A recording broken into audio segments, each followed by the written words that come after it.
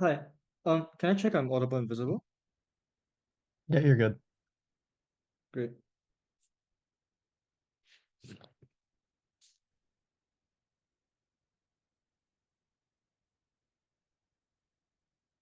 POIs in chat, please, preferably from the diagonal.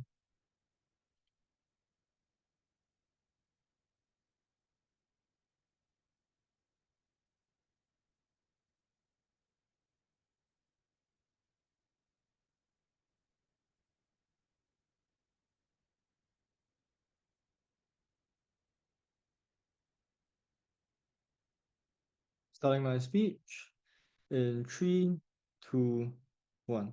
Three very simple things I'm going to do with this speech. Firstly, how is this likely to be done? Secondly, impacts on violent crime. Secondly, and thirdly, impacts on gang culture. So how is this likely to be done? This comes in two parts. The first is how is it likely to be measured? I want to state from the get-go that it's likely to be measured in terms of the actual propensity or intent for the crime and not just feelings of anger or feelings of hatred towards particular individual that may motivate you to commit the crime. The reason why it's unlikely to be just mere feelings or mere hatred towards other people is because oftentimes many people every single day feel hatred or feel anger or feel the urge to hit someone but never actually end up doing it because most of the time we have our cognitive inhibitions. This suggests to you that because these emotions of anger or hatred occur so often but oftentimes don't actually end up in anything violent, the police has no capacity to be able to catch all these people who just feel anger because there's just too many people feeling angry at the same time. But it's also just optically poor because you're just seen as catching everyone, many people who have no actual propensity of doing crime. How is this then actually likely to be measured? We think the threshold is likely to be set higher. This suggests to you that we will only really flag out a person and encourage action on the person at a point in which the person actually starts planning and thinking about executing their plan for committing a violent crime, right? So when a person starts thinking about actually trying to hit a person, or thinking about what tools they should use to hit a person, when they should hit the person, where they should take the opportunity to hit a person, and then actually actuating on that particular criminal intention, that is only the point at which the system will probably flag that out and when we would actually encourage intervention, right? So just to be very clear, we wouldn't flag out an individual and intervene at the moment they feel any sort of negative emotion towards other. Rather, we think the threshold for both incentive and capacity reasons is going to be set slightly higher. People have to start premeditating, planning, and thinking about executing their plan for violence before we think the police will intervene. So, what do these violent crimes look like? Just very quickly, we think these crimes look like any crime in general that has a propensity to hurt someone. So, for example, assault, robbery, sexual crimes, etc., etc. I think it's pretty clear what violent crimes are and are not. So second part of the policy on how people are likely to respond, I'll posit to you that there's likely to be a sliding scale of responses, right? So the police has no incentive to really just respond brutally to everyone because it just looks optically poor and because they just don't have the resources to actually just arrest every single individual or beat up every single individual, right?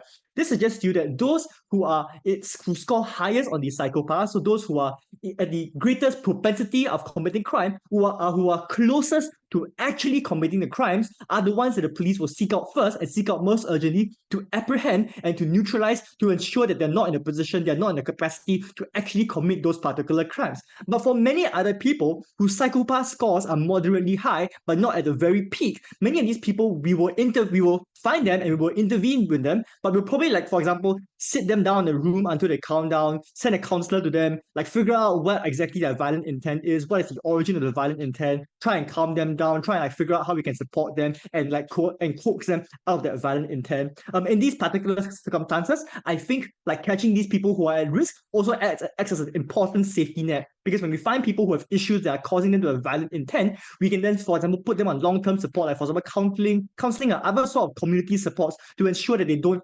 experience these violent tendencies in the future, or at least experience less of it. So we think it acts as an important safety net as well. The reason I want to, and this, the reason why this is likely to happen, because this house prefers motions, we don't have fiat to claim exactly what we want, exactly how it is it's likely to happen because, assuming there's feasibility to implement psychopaths in the first place, the system is likely to be seen as very intrusive and very dictatorial. This means there will be a strong public pushback and strong public scrutiny on ensuring that the ways the psychopath policy is executed, the way these people are actually apprehended, occurs in a more moderate and rehabilitative rather than punitive light, because the public is really not going to like that. Before I go on, CEO. Given this motion takes place around the world, why is the threshold likely to be high, as you assume, in all countries? We think it's likely to be high in all countries because most countries have some skepticism towards government overreach. Most countries don't like their parents or like their siblings being randomly picked up just because they feel slightly angry. Like all the reasons why there's public accountability and optical reasons as to why this policy will not be enforced in the worst possible ways are all things that are, to my knowledge, fairly universal in most human cultures. Like we don't want to be randomly arrested and apprehended for no reason. It's pretty culturally universal.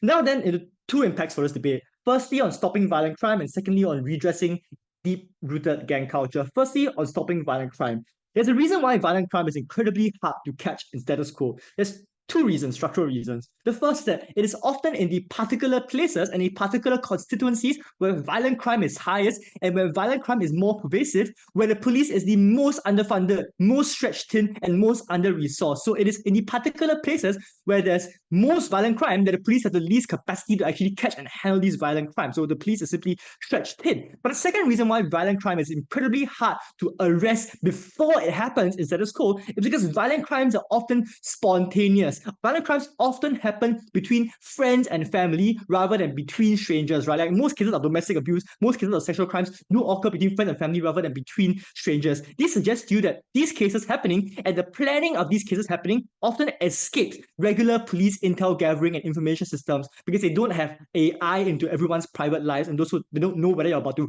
harm your family member, harm your spouse. This is why violent crime is very hard to catch in status quo. How do we change this? We change this very clearly because now there's a clear indicator with psychopaths that allows the police to know where to direct the resources, where the criminal is, and how to apprehend that particular criminal. The impact here is very clear. People who would have otherwise gotten hurt, gotten traumatized, or even killed don't. You are spared the pain of being hurt violently, and you are spared the loss of life and the loss of quality life in the terms of traumatization that would have otherwise occurred. This is the highest impact that occurs in this round and should be weighed highly, but it's also the impact that is at the very heart of law enforcement, which is to just stop the most violent possible things from happening to citizens by enforcing those particular laws. The second impact on this debate is gang culture. In many poorly policed crime areas, as earlier mentioned, violent crime is often rampant. There exists a gang culture where things like force and things like machismo are like heavily desensitized or heavily normalized, where everyone thinks it's okay to encourage violent behavior as a solution to their problems, where everyone eggs the other person on to engage in violence, otherwise you're not actually a man. For all these places and for all the reasons I already explained earlier on, these crimes are hard to catch, these gangs are hard to nip in the bud.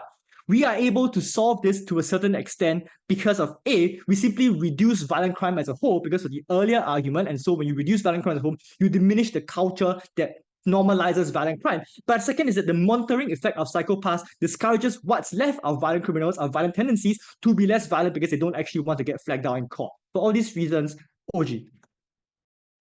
Thanks, Head Speaker, for that speech. I get the floor to the Leader of Opposition.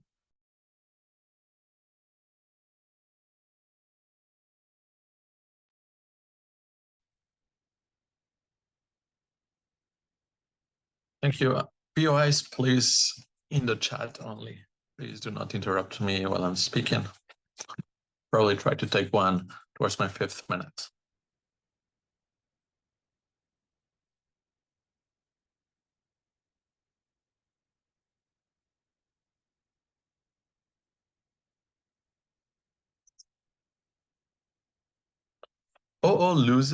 OG loses this debate when they say most crimes are spontaneous, right? They are crimes of passion and we solve them somehow, right? Because this is completely counterintuitive, right? This thing measures the coefficient, maybe sends an alert to the police. It doesn't say anywhere that there's a GPA's locator that's going to tell the police exactly where you are. Probably just tells the police your name, maybe your address. But if things are passionate crimes, if most crimes are indeed passionate crimes, then you simply are not solving most crimes, right? They happen out of hate, anger, fear, jealousy. It happens in a second, and without the person actually planning to commit those crimes, right? So this debate is between focusing on basically psychos that are constantly planning and have these violent thoughts and violent ambitions and then end up eventually acting on it, versus the status quo, which is a more broader approach, right? Trying to solve crimes of passion, trying to, in general, improve society, in general, improve social programs, etc. Right? So I think I'm gonna show to you why exactly under government's world this gets much worse, and they actually don't solve the problems of crime. So first on feasibility, right? I think it is essential here to note that just because you know that someone is getting, like, if you get a high alert at some point that maybe a gang member is trying to commit a violent crime at the moment, that you're going to be able to immediately teletransport into that person and put them in jail, right? You probably still need to find and catch that person. That probably takes at least 8 hours, like even if you have the most efficient police, right, to locate that person and capture them. Know that most of the criminals are already in hiding, so they don't have a public address in their social media that you can find them. So it's probably still hard to catch criminals on their side of the house. What is the delta here? How the world changes? I think it is important to note that under the world of the psychopaths, there's going to be a big reliability on police forces on this, right? Like it's going to perceive, even the name, it's crime related, right? I think the name says in the info slide, right? Crime coefficient, right? So it's intuitively leading even government to believe that, oh, this is going to stop crime, right? I think if it's able to fool government, it's probably going to fool majority of people into thinking this is the solution to crime. Now we're going to be able to catch criminals preemptively, right? This has a few impacts. First, there's going to be a trade-off in resources and time that's allocated into catching those psychos that are roaming in society. Know that psychos are relatively rare, right? Like there's one maybe every 10 years that appears and does some murders. But even if that's true, most murders do not happen out of crime. Like out of these situations, there are jealousy crimes. There's many instances of relationships where the man usually becomes incredibly jealous and angry at some point and then turns into violence, right? And that's why the status quo, we're conscious of these issues. I think most law enforcement and police officers are aware of these issues and are actively trying to do preventive measures.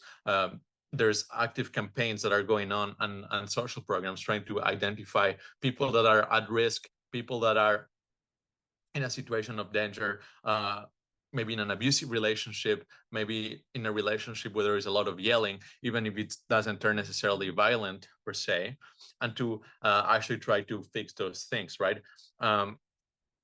Focusing on catching psychos that probably are hiding is going to take away resources. It's going to take away a lot of time, and it's also going to create a false sense of security, which distracts from the root reasons of crime and why crime happens.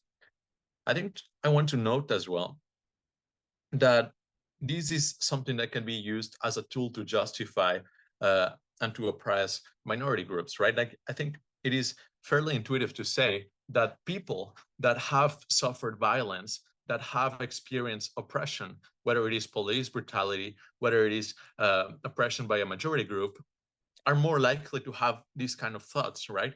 Whether it is by just a feeling of catharsis, maybe you fantasize about bringing justice by your own hand to these people that have oppressed you, that have maybe killed your family, that maybe have been actively violent against you, or simply because it's something psychologically normal for people that have experienced abuse to have these sort of thoughts, right? So this means that now there is an additional mechanisms to the ones that probably already exist to justify over policing, over surveilling certain areas, because we can say simply, oh, they have a higher crime propensity, a higher crime coefficient, because people in these areas have higher thoughts about crime, which justifies things like more patrols. If you find someone in the street, you scan them, you see, yes, your coefficient is pretty high. I'm going to search you for weapons. I'm going to put you in the back of my car. And this just perpetrates violence. I'll take a POI from opening if there's any. So as you rightfully point out, this won't solve a lot of non-violent crimes, and it can't even solve all violent crimes if that's what you say. If that's the case, why would it be seen as a silver bullet to everything? Well, you yourself saw it as a silver bullet. So I think it is very intuitive that many people will see it as a silver bullet, right? And the fact that it gives a false sense of security that, oh, we're probably going to get rid of all the psychopaths, distracts the focus of the public from the real issue, which is underlying poverty, for example, underlying lack of social programs, of social networks, of education, etc. Right? Even if society as a whole is more violent, maybe just for the fact that you don't have so many headlines about serial killers, maybe people feel more safe. But I think this doesn't necessarily mean that the streets are safer. And it certainly doesn't mean that now oppressed groups are less oppressed. My partner is going to expand more on that. But I think it's key that we're under your side of the house, giving an additional tool, an additional justification to police forces that are not always the most friendly. In many cases, they're run by the majority. In many cases, they have inherent bias. And when you confirm those biases by this crime coefficient, the result is simply more repression, more patrols, more unjustified arrests that leads to more poverty and perpetrating of those cycles. For that reasons, incredibly proud to oppose. Yes, speaker for that speech. Deputy Prime Minister, floor is yours. Hello. Oh, yeah. I cannot be seen. Just give me a moment. Something is wrong. Okay, can you see me? Yep. Awesome.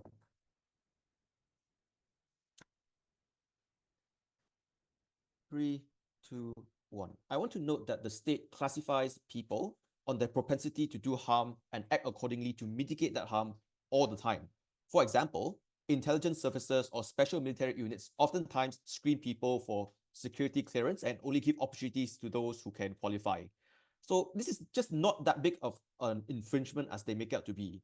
Their best case is that when we classify people, we are in fact somehow kind of punishing them vaguely. But this is not engaging with our policy, because our policy is that likely we're going to be able to detect the intent that is extremely proximate to the likely occurrence of the crime in real time. And there are two reasons for this. The first reason is we want to clarify what exactly are we scanning for. We're not scanning for anger or violence because like the arbitrary imaginary picture of you punching someone that makes you feel angry, like that's just not what qualifies for a violent crime. Neither is it something that is going to reach the threshold, because I guess all of us think about that some of the time. So what we're likely scanning for are thoughts that clearly display premeditation. What that means is that day in and day out, you're thinking about committing this act in the very first place. The kind of visualization of, for example, the crime of assault or hate crime, of serial killing, of burglary with the intent to hurt, i.e. thinking about like how you want to map in your like entry. How is it the case that you want to escape? How is it the case that you want to use a weapon to neutralize an individual? What that means is that we exclude most people from this criteria already, and therefore we don't actually just arrest people randomly off the street. The second reason is I would say that it's likely to be the case that the police has no interest to apprehend everyone, because this is just a big waste of resources and that likely invites backlash. I would also want to note that this is likely a coefficient scale, i.e. is numerical in number. So it goes from 1 to like, I guess, infinity. What that means is that we're able to choose the threshold that's likely functional, i.e. if it's the case that we have statistics that say people of a certain threshold are likely, extremely likely, because statistics show that once we have discovered these individuals, like they commit the crime afterwards, or once they've committed a crime, they are of a certain threshold, then that will be our chosen threshold. LO claims that potentially this might lead to abuse. But I want to posit that if it's the case that you're looking at a dictatorial government that wants to just detain people arbitrarily anyway, like in the case of China or Russia, then they have the justification to do so anyway. I'm not quite sure if it's the case that this technology really makes a meaningful difference there. So what that happens is, on outside the house, we're able to apprehend these people before the crime happens. But even if it's the case that it's speculative as to whether it's the case that the crime happens, we don't have the burden to prosecute these people right away. I think two things are going to happen on outside the house. The first is we have more streamlined investigations because we have more reasonable cause. What that means is that and if it's the case that we are able to identify people who are premeditating a crime, we're able to, for example, expose like their plans or like their licensing with other criminal activities that are planning towards this eventual occurrence. The second is we're able to detain these people for rehabilitation. So let's just say that you're not like trying to burglar someone's house with a friend. If it's the case that you just have these thoughts day in, day out because you cannot control it, then it's likely to be the case that we can help you because we can give you rehabilitation because we flag you out as an at-risk individual. There are three groups of people that we help. The first group of people are individuals and victims of violent crimes themselves. I want just to remind everyone that we live in a world under an illusion of safety, because the only mechanism that we have to ensure that we are safe is deterrence, i.e. we want to make it so that if you want to hurt someone, it just costs you a lot. But that is then entirely a cost that you can internalize. So if you really want to hurt someone, like if my teammate is behind me and I really want to hurt him right now, I can, and literally no one here can do anything about that. That is something that's preventable outside the house. The reason why we have marginally more propensity to do so is because people with these kind of thoughts, so like your psychopaths, even if it's the case that they are in the minority of the population, also do these things somewhat frequently. So for example, they lose control of their emotions and therefore, for example, engage in some kind of like battery. On your side of the house, you let these people go and you don't pick up on any signs. On outside the house, we're able to flag these people with our coefficient and potentially identify that they have the capacity to hurt others, and therefore we can intervene right there and then. So this is actually a case of state failure. We don't have a mechanism to help people and prevent crimes. Now we do. You choose to not use the tool. Therefore, you're now more morally culpable for any individual who dies because of the fact that there's a serial killer out there that you do not nab right away. The second group of people are just future perpetrators of violent crimes. I want to note that in a lot of communities, violent crimes is just socialized to be normalized, i.e., it's a means of providing to yourself or to like justify and express your emotion. Which is why in certain communities, especially amongst the youth, people are drastically more likely to like commit crimes like battery or assault, etc. I think on both sides of the house, we're going to provide these groups of people with opportunities to turn away from a life of crime. But the difference is on outside the house, we also can have the capacity to catch people that fall through the cracks. Individuals who like state infrastructures and state resources don't reach and are therefore more at risk than others. The difference is this: on your side of the house, you wait until the crime happens and then you prosecute them under the notion of fairness. But the issue is by that point of time, they already have a sentence, they already have a record. What that does is that it denies them multitudes of opportunities into the future in terms of employment and education. On outside the house, because they have not committed that crime, we can intervene and rehabilitate them and therefore preserve the capacity for them to still access those opportunities. Before I go on, I'll take one from closing. Opening? Sure. Yeah, Black men are statistically more likely than any other group in the US to commit violent crimes. Does this justify preemptively arresting them? Let's talk about this. The third group of people I want to talk about are minorities themselves. I want to talk about the true comparative because on their side of the house, they don't treat minorities well. What they do is that they impose like very stringent and discriminatory racial profiling. The reason why this is likely is because if states are likely to use this in some nebulous way on either side of the house, racial profiling is the most efficient way by which these people will do so. So what this does is that, for example, it looks like discriminatory like housing or zoning laws. The fact that like if it's the case that you're a minority, you cannot get a loan or a scholarship, you're always viewed under suspicion. In certain neighborhoods, you're just more likely to get swatted because like people call the police on you. Here is the tipping point in difference. On outside the house, we can prove that some people are just not violent. And oftentimes, this is the fear that people have. People don't want to hurt others that look like them, but under the fear of the fact that they can potentially be violent, that's why we vote for discriminatory policies against minorities. If it's the case that we have a tool for minorities to prove to everyone out there objectively that they're just not likely to be violent, then that solves these kind of issues that we talk about. Maybe it's somewhat likely to be intrusive, but I think it's comparatively better than always getting profiled, always getting discriminated against. I think at the point, I just want to note that like the reason why this is significant is you cannot solve the capacity for others to be fearful against you. You're entrapped in that, and that is what is the mechanism that perpetuates the largest degree of discrimination or prejudice in society. Insofar as we're able to disrupt that, I think that is then on outside the house the single most important tool for us to break free from the way in which we treat minorities in the face of criminal justice system right now. Great. Thank you to the speaker for that fine speech and for not hurting his teammate while we cannot see it. Diallo, the floor is yours when you're ready. I'll take POIs verbally, probably from closing. So especially like, please remember, I want POIs verbally. I feel like I've missed a lot of POIs in the chat at this tournament and then people have got sad I didn't take them. So please just interrupt me. I won't mind. And I will definitely miss it if it's in the chat. OG makes one mistake that undermines their entire case, which is that they tell you when we can tell who has these types of thoughts, this correlates with crime, but they don't ever prove that this is actually true. And I think Pedro gives you a few reasons why this isn't the case. I'm going to expand on this, right? Firstly, note that as OG tells you, most crimes that are committed violently are committed spontaneously. So you don't have a plan. You haven't been thinking about this for a week. A guy steals your drink at a bar and you punch him in the face and then you get into a fight, right? Your wife comes home and talks about her new coworker coworker and she seems a little bit too into him, and then you get violent about it. So I think there are a lot of cases in which people are going to still be committing violent crimes without having these types of thoughts that entirely won't show up on the radar.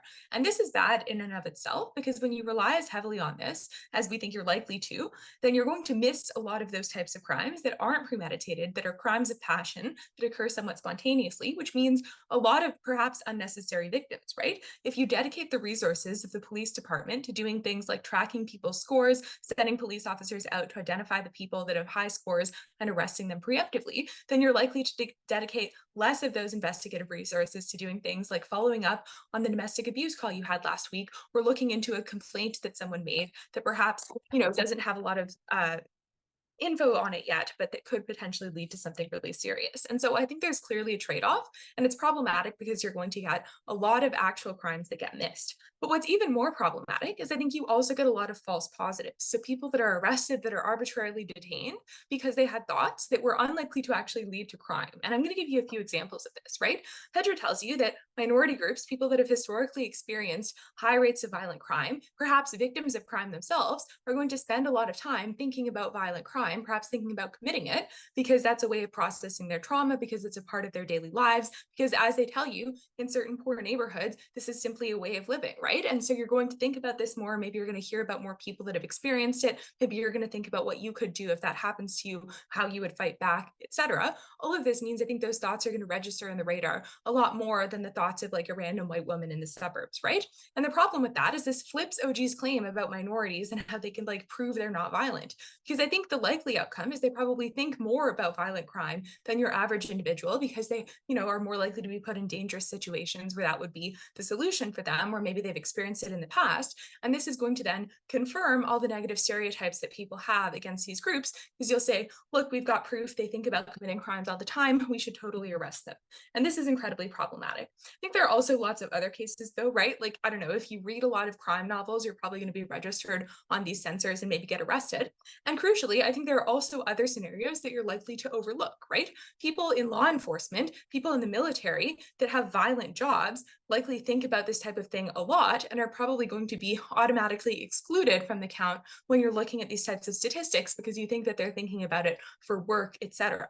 But those are actually the people that are often the most dangerous if they do turn to violent crime, because they're the ones that have the legitimacy of the state. They've got weapons that they can use. They've got like military training, which means that if and when they do commit those crimes, they're going to be really bad. And I think they're often more likely to do this than your average citizen, because if you have, maybe a little bit of a more volatile personality, you're more likely to go into things like the military. And so I think that you get a lot of crimes that get overlooked and a lot of ones that get like arbitrarily arrested.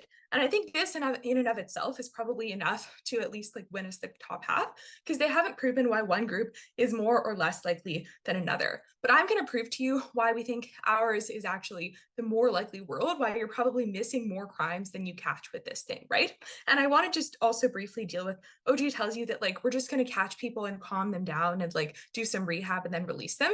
Utter bullshit, right? Like the public gets really mad when they think that law enforcement knew someone was dangerous and did nothing about it, right? This is always the case with school shootings. It comes out later. This guy had like a history of Googling guns on his computer and nobody did anything. Police officers are aware of this. They're sensitive to that. If they know someone has high rates of crime, they're probably not going to be like, oh, come chill with us in a room for 8 hours and then we'll release you. They're going to put you in jail for a significant amount of time or otherwise infringe on your liberties. This is really bad. Why then is our world more likely than theirs? Simple. I think firstly, it's just going to be much more resource intensive, right? All the resources that you would spend into tracking down crimes that actually have occurred, right? Into solving, for example, murders, figuring out who killed that person so you can catch them and preventing future ones. Instead, you're now focused on hypotheticals, right? And so even if you're right sometimes, I think in our side of the debate, when you're focusing on actual crimes that have happened, you're much more likely to catch the people that have done that and therefore prevent future crimes than if you catch an equivalent number of people that are highly likely to commit crimes. Some of those probably won't do it.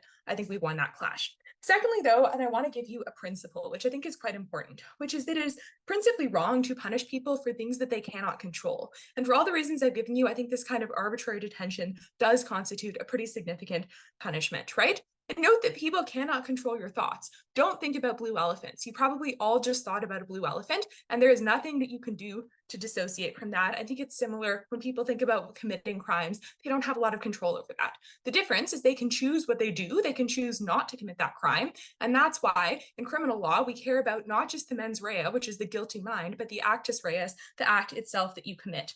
And this is really important. Note then, actually, I'll take CG. Do you Okay, think that I want to. there's absolutely no cost-saving measures in the fact that it is now much quicker to, for example, get a warrant and ascertain who you should be investigating? I mean, sure, there are probably marginal cost-saving measures, but you're still getting a warrant for someone that you think might be likely to commit a crime, as opposed to in our side of the debate where you probably dedicate those resources to like actual crimes that have happened. I don't think this outweighs. Okay, back to the principle then. I think this constitutes punishing people for something they cannot control, namely their thoughts. This is principally wrong. And I think this is really significant because note that in the criminal justice system, we already prioritize like giving people the benefit of the doubt and not acting until we are beyond a reasonable doubt that they actually did something wrong, right? And this means that when you go to court, for example, you need really significant proof before you can send someone to jail, before you can punish them for a crime. And this means that maybe, things like O.J. Simpson, where we're pretty sure someone committed a crime, but there's a chance they did not, we are still willing to let those people go because we understand that the harms it causes to the individual to be wrongfully detained outweigh any minor chance of a potential future crime. And I think you should weigh this principle quite highly because this debate is incredibly speculative, right? It's unclear which side actually meaningfully changes crime, although I think Pedro's given you a lot of reasons why that's unlikely to be any side on government. But when you're unsure about that, when you're unsure about the outcome, I think you ought to prioritize the side that is principally justified. We tell you it's wrong to punish people for their thoughts, incredibly proud to oppose. Thank you to that speaker. That speech, no speakers for a good top half. Now invite the member of government when you're ready. Can you hear me? Yes, I can. Just give me a minute to go through my notes.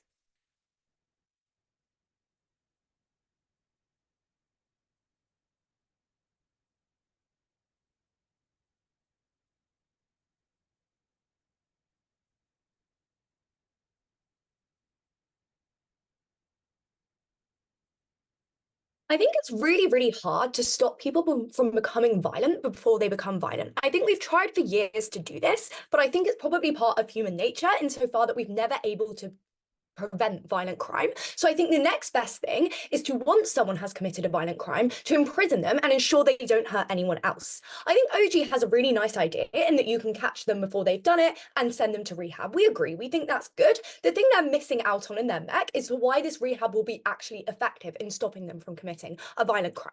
So how do we get more convictions on our side of the house? I want to note that oftentimes to prosecute a crime, there's a really high evidential burden, and oftentimes you necessarily have to prove that somebody is having a lot of violent thoughts, i.e. you have to prove their mens rea. This looks like violent intentions, for example, in like a sexual assault or murder, etc., or alternatively, if someone's trying to claim self-defense, you want to prove that they did actually, in fact, have violent thoughts and they were not acting in self-defense. But I think also crucially, in terms of domestic violence, a lot of crime happens behind closed doors. For example, 1 in 4 women will be domestically abused. This is quite a high impact. When a woman comes and claims, I'm being domestically abused, and someone comes to her and says, oh, well, you don't have any proof that it happened because it happened behind closed doors. How can you actually prove that your partner is a violent person?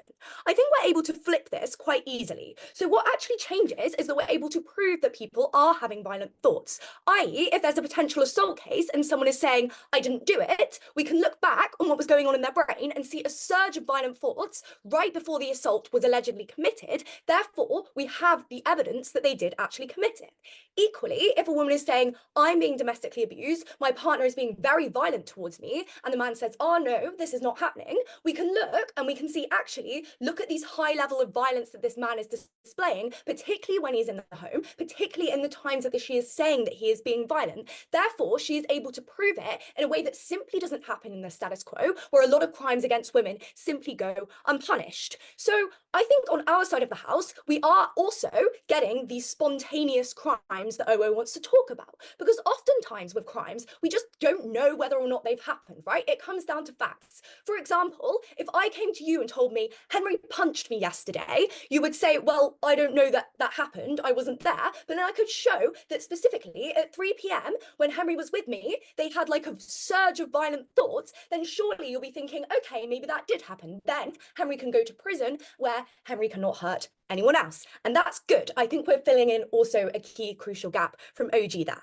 But I think also, this creates a deterrent, right? If people know that they can have their violent thoughts tracked, therefore, it's easier to provide evidence that you're a violent person, easier to provide evidence that you actually committed a violent crime. And I think you're probably incentivized to not commit the violent crime, right? If I'm going to go up to someone and punch them behind closed doors, I can't just think to myself, I can say that it never happened, because I'm aware that the police can go back and track the fact that I was thinking violent things during this time and prove actually that I am a violent person and therefore did likely commit a violent act when I'm accused of doing it. But secondly, even in a lesser version, right? Even if you're not convinced on this whole conviction thing, what Henry flagged in the POI is that you can get more warrants, right, to investigate. I.e., if you suspect abuse, oftentimes it's unclear, you want to like search the house or whatever, but often it's like gut instinct, like friends thinking something's going on, something's a bit strange. How do you then get a warrant to investigate further? You've got to prove like probable cause. I think you're likely to be able to prove probable cause if you can say, look, we're showing that in this house there's a man that's thinking like really, really violent thoughts and really, really violent things. Can we go in? Can we check that the woman's okay? Because often she'll probably be like isolated and stuff and maybe not reaching out for help. So then you can do like well-being checks, check that people are okay, prevent victims from being like abused further and that kind of thing. I think this is also the case with like parents of children, etc. You can prevent child abuse by saying, look, this child's been acting weird at school, and we can see that their parents showing lots of like violent thoughts and stuff. Maybe we can remove that child from that situation. Oftentimes in the status quo, this is a huge problem because these things do not go prosecuted because it's unclear to get evidence because it goes behind closed doors. We flip that, we change that. Secondly, I also want to know about releasing criminals. But first, I'll take OO. Yeah, the problem is violent thoughts go both ways. If you punch me, I'm going to think about punching you back, and then it becomes he said, she said, just like it is under the status quo. No. Because I think what Opbench doesn't understand is that the machine is probably likely to be better than that, right? Because at the point where you're using this, it probably has to pass a certain threshold in order to be like used in the criminal justice system, right? Considering the high burdens regarding evidence that we have in the criminal justice system already, it's probably going to be more fine-tuned than that, i.e., you're probably going to be able to tell the content of the thoughts. Equally, if there was like you could see the orders. You could see that I had the violent thought first, therefore I'm the one that inflicted the violence, and maybe you were just acting in self-defense, that kind of thing. I don't think that works, but even if you're correct, I think I still land all of the like domestic violence and abuse stuff. But also, I want to note that most criminals that commit violent crimes don't go to prison forever. They don't go to prison for the rest of their lives. They need to be released at some point, right? And ordinarily, we release them when we decide that they are no longer a threat to society, right? How do we know? I think the problem with the status quo is that we don't know, right? And because of this, we have like really high levels of like recidivism. People that commit violent crimes will likely commit violent crimes again, make more victims, and end up back in prison. The reason why this occurs is I think people have got really good at like conning the system, right? Psychopaths tricking people that they're reformed, etc. People can just sit there and say, oh no, I don't think violently anymore. I haven't had any more violent thoughts. I promise I'll never hurt anyone again. And you're like, okay, well, you've been in prison for a long time. You've been to therapy, etc. We'll let you out. And then, oh shit, they've like punched someone in the face again. They're back in prison. We have another victim. But now you can actually see that that is not true, because now you can say, okay, you say you're a really peaceful person now, but we can see that you're having all these violent thoughts. So we're not going to let you out into public where you can make more victims, that kind of thing. And even if like we still get some recidivism, I think this would increase public trust in the justice system to quite an extent. People would feel safer, right? Because I probably feel a lot safer knowing that people are like having their brains tested to see if they're still violent before they're released from prison. So I probably feel safer like walking home alone at night, that kind of thing. And I think that's probably good for my overall general utility.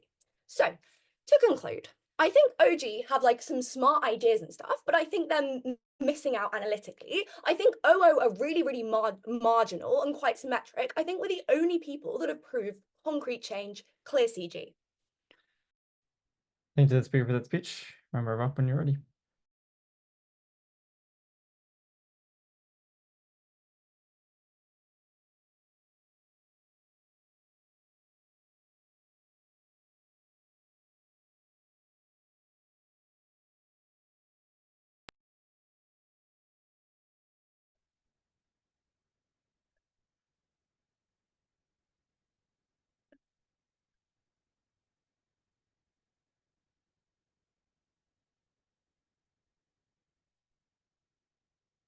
Okay.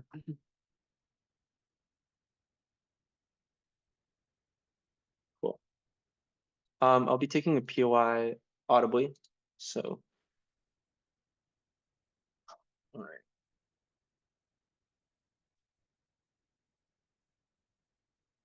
Sorry, I'm just starting my time.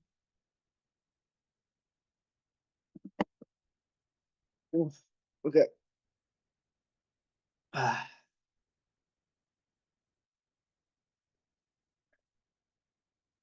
Okay.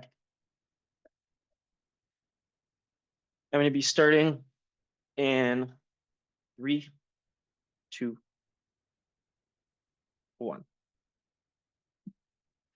The fundamental prime problem of this crime coefficient, the problem of having such technology be released into the world, is that unlike what opening government suggests, there is no actual way to reasonably meaningfully implement this policy without fundamentally flipping the way that our criminal justice system works, and therefore fundamentally flipping the way that people perceive the state. It's on this grounds we're really proud to pose. I'm going to do a couple of things. Firstly, some refutation and counterfactual work. Secondly, why does this meaningfully contravene principles of justice, a principal case, and have the impacts from that? And lastly, some practicals as to why this is likely to get poorly implemented. First, on the counterfactual, I want to talk about in status quo comparison and some of the splits in this round. I want to talk about resource allocation first. If a lot of crime is spontaneous, then this motion does little to actually make resource allocation different because you still have to deal with these types of acts of passion.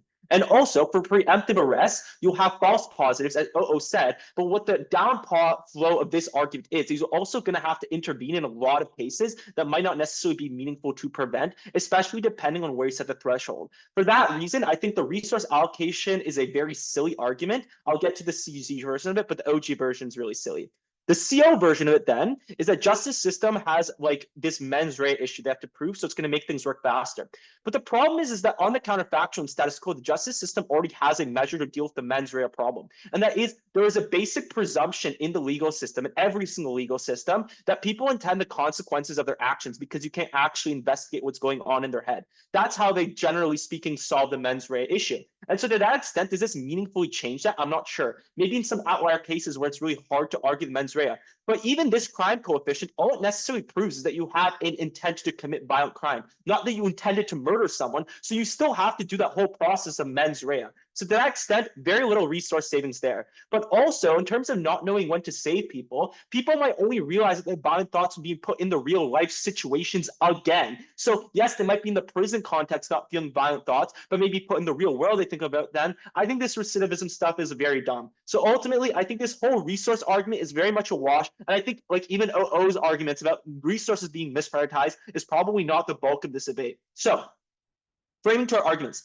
I think OO misses a lot of nuance. Like, obviously, this isn't going to be implemented poorly. Like, for example, police could pair up data between like the military people they suggest and say that they're fine and won't need to be arrested. I think this issue of false positives is not that bad. So we're going to take opening government at their best, government as best. So firstly, why does this meaningfully contravene principles of justice? The first thing is that a common constitutional principle in like every Western liberal democracy, even authoritarian constitutions, even though they don't live by it a lot, is that there's a protection against unreasonable search and seizures. This is an unreasonable search because one, individuals have a subjective privacy interest in their emotions, including how frequently they think about crime, because this includes information which tends to reveal intimate details of their lifestyle and personal choices, aka their lifestyle, personal choices, and thoughts, including how they feel in general and about certain people. Secondly, it is objectively reasonable because A, the location of this is in your mind. And notably, the law already holds in like most jurisdictions that like your house is a deeply personal place. Why wouldn't your mind be anywhere deeply as personal about that? But notably, this is also minimally intrusive.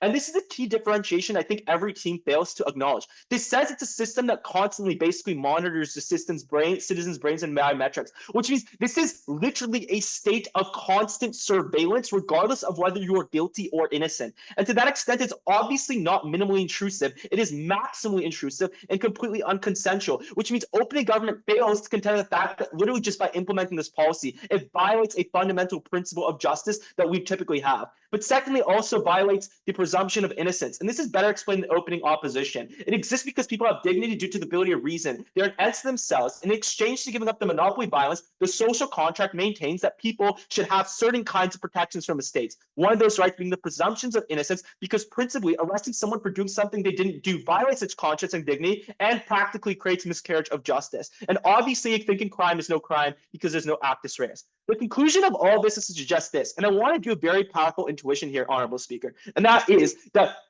these principles matter because it's how we feel about things, right? Like, yeah, like they're arbitrary principles, but when I hear that someone's unreasonably arrested or we have a system of justice which does a lot of miscarriage, it has a very visceral reaction to me. It's not something that I want. So yes, I could use the opening opposition wing as well as the uncertain worlds and principles are only certain, but I think what's most powerful to suggest here is the practical downflow of this principle, which is that people just feel really, really bad and distrust the criminal justice system because they find that even in the best version of implementation of opening government, it fundamentally goes against the intuitions of justice and protections that we're supposed to have, which means things like, for example, a reluctance to report crimes in general, a chilling effect, because citizens think and fear interactions with police that could pose them to scrutiny, and an avoidance of getting assistance from law enforcement. Why does this get implemented poorly then? I think people, a couple of reasons. One, people de-empathize with others on their side of the house because they get discouraged from thinking about crime in general because they're scared, as open and closed governments correctly suggest, that like them thinking about things in general could lead them to be arrested. It has a massive chill effect because the cost of you getting arrested for thinking is so high, you try not to think about it in general, which means you can't empathize with criminals to any extent.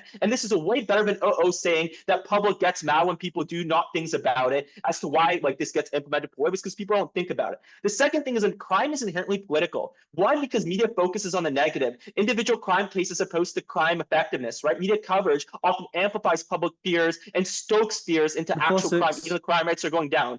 But secondly, crime rates and perceptions of safety significantly influence voters. Politicians often campaign on these to reduce crime, make it a wedge issue, and hedge groups against each other. Thirdly, it's because there's an irrational fear that if you think about crime, then you'll commit like fine crime. Actually, no, that's what I already said. All right, so what is the impact and downfall of this implementation? What I'm trying to suggest to you is people are not thinking about this and they're de-empathized, and crime is inherently political. Then obviously these thresholds are going to be set meaningfully different, different circumstances. And for example, a time or example where white people are quite afraid, they're just going to set lower, them knowing that they're not going to be punished by it, but black people will. That's something because of all the socioeconomic circumstances that create crime, blah, blah, blah, all that explanation we heard of opening opposition, what this necessarily means is that you're actually going to create the conditions for arrest. So yes, the motion modeling and wording says that law enforcement cannot fabricate or alter anyone's crime efficient in any way. But it doesn't mean that the threshold might not be set low enough in order to arrest a lot of people that might not need to be arrested. So this is obviously going to be used really in like some countries democratic, but also authoritarian in a way that they've never had a tool like this before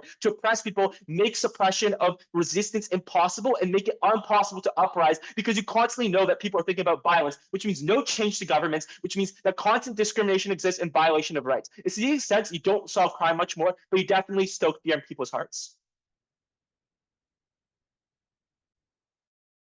Thanks, that speaker, for that speech. Government whip when you're ready.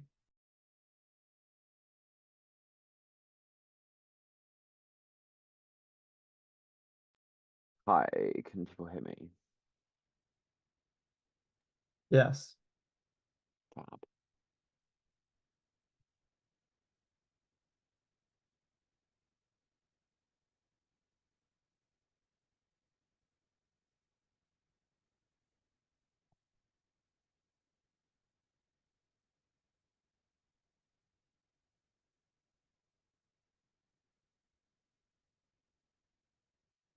Okay, I'm just going to take this like pretty simply. I'm going to explain specifically why our arguments are the best, why they have the greatest scale and the greatest magnitude, and are the most certain to be effective within like this new world to give you an actual change in the comparative to the status quo. Then I'm going to hopefully go through team by team and compare our cases to everyone else. So in the status quo, in like, and trigger warning, I am going to be discussing rape and sexual assault. In rape cases, there are the need to prove that the person who committed the rape had didn't reasonably believe they had consent. The onus is not on the feeling or the objective position of law enforcement, but is instead on how the court perceives or the jury perceives the incentives, motives, and like perceptions of the perpetrator, right? This causes huge issues. These are actually the he said, she said situations that OO wanted to mention in their POI, right? These are the times where people said, no, I thought I had consent. No, you didn't have consent, right? Then we hit a fundamental deadlock. This leads to a couple of things. Police don't try and prosecute because they don't think they'll meet the evidentiary burden of like beyond reasonable doubt. But also, victims no longer want to come forward because they risk the fact that they might not necessarily be directly questioned in order to try and prove and argue this in open court publicly, or B, because they simply do not want to relive this trauma, right? So we think that this changes in a couple of ways, in addition to the way that my partner has shown you. And I just think this is really easy way of exemplifying why this definitely changes.